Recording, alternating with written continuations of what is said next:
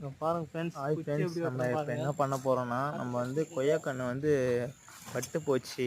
அது வந்து என்னன்னே தெரில, அது பட்டு போச்சு.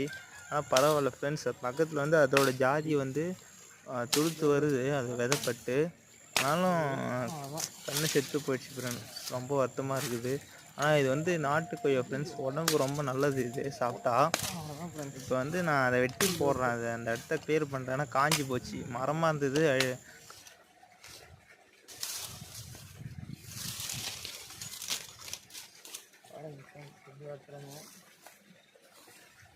இந்த கொய்யாக்கன்று மட்டும் விட்டுட்டு இது வெட்டுறோம்.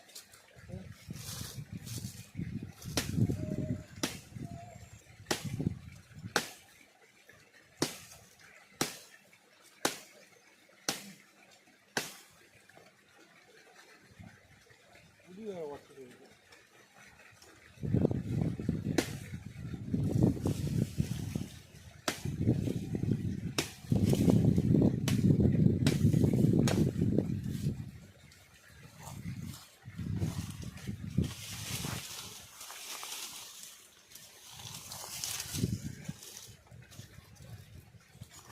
ஐயோ.